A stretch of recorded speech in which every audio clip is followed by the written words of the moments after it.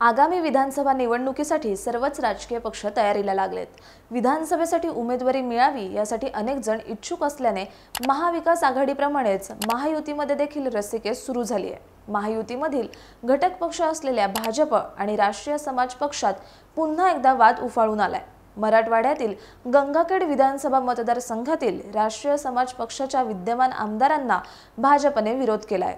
आता ऐन विधानसभा निवडणुकीच्या पार्श्वभूमीवर हा वाद नेमका कशामुळे सुरू झाला, महायुतीतील मित्रपक्ष असलेले भाजप आणि राष्ट्रीय समाज पक्ष आमने सामने का आलेत, हेच आपण या व्हिडिओच्या माध्यमातून जाणून घेणार आहोत। नमस्कार, मी Ruchita Ghosalkar, for the people news मध्ये आपलं स्वागत। व्हिडिओला सुरुवात करण्यापूर्वी फॉर द पीपल न्यूजला सबस्क्राइब करा, लाईक व फॉलो जरूर करा। भाजप आणि राष्ट्रीय समाज पक्ष हे महायुतीतील घटक पक्ष आहेत। ऐन विधानसभा निवडणुकीच्या तोंडावर या दोन मित्र पक्षातील वाद चव्हाट्यावर आलाय।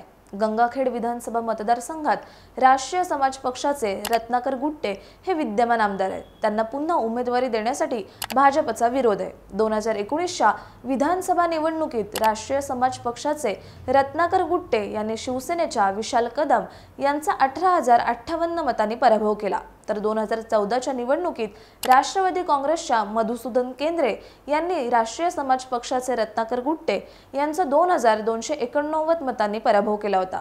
परंतु 2019च्या विधानसभा निवडणुकीत मधुसूदन केंद्रे यांना केवळ 8,204 मते मिळाली। आगामी विधानसभा निवडणूक लढवण्यासाठी रत्नाकर गुट्टे हे पुन्हा एकदा इच्छुक आहेत, परंतु आता या मतदारसंघातील भाजपच्या काही प्रमुख पदाधिकाऱ्यांनी राष्ट्रीय समाज पक्षाचे काम आम्ही करणार नाही, अन्यथा आम्हाला पक्षातून मोकळे करा अशी भूमिका घेतली आहे। या संदर्भात गंगाखेड मतदारसंघातील भाजपच्या शिष्टमंडळाने भाजप प्रदेशाध्यक्ष चंद्रशेखर बावनकुळे आणि उपमुख्यमंत्री देवेंद्र फडणवीस यांची भेट घेतली।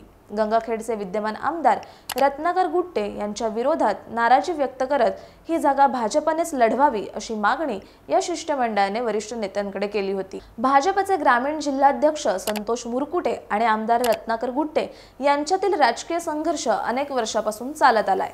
वाढदिवसानिमित्त आयोजित केलेल्या कार्यक्रमावेळी संतोष मुरकुटे यांनी गुट्टे यांनी आपल्याला भाजपचे जिल्हाध्यक्ष होण्यापासून रोखण्याचा प्रयत्न केला, खोट्या प्रकरणात अडकवून बदनामीचा घाट घातला। माझ्यासारख्याला एवढा त्रास होत आहे तर सामान्यांचे काय होणार असा प्रश्न उपस्थित करत लोकप्रतिनिधी आहात तर तसेच जबाबदारीने वागा, यापुढे तुमची दादागिरी खपून घेतली जाणार नाही असा इशारा रत्नाकर गुट्टे यांना दिला होता। संतोष मुरकुटे यांच्यासह अनेक पदाधिकाऱ्यांनी रत्नाकर गुट्टे यांच्यावर सडकून टीका केली होती। तसंच गेल्या वर्षी संतोष मुरकुटे यांच्या वाढदिवसानिमित्त आयोजित केलेल्या कार्यक्रमाला त्यावेळेचे तत्कालीन केंद्रीय रेल्वे राज्यमंत्री रावसाहेब दानवे आणि केंद्रीय अर्थ राज्यमंत्री डॉक्टर भागवत कराड उपस्थित होते। यावेळी दोन्ही नेत्यांनी गंगाखेडची जागा भाजपला सोडून घेण्याचा शब्द संतोष मुरकुटे यांना दिला आणि कामाला लागा असा आदेश देत या मतदारसंघात पुढील आमदार हा भाजपचाच असेल असं वक्तव्य केलं होतं।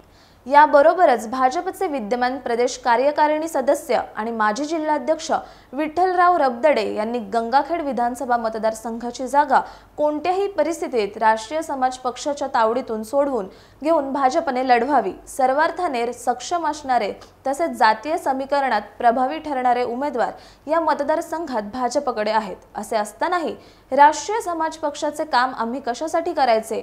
जर आमच्या भावना पक्ष नेतृत्वाने समजून घेतल्या नाहीत तर आम्हाला पक्ष कार्यातून मोकळे करा।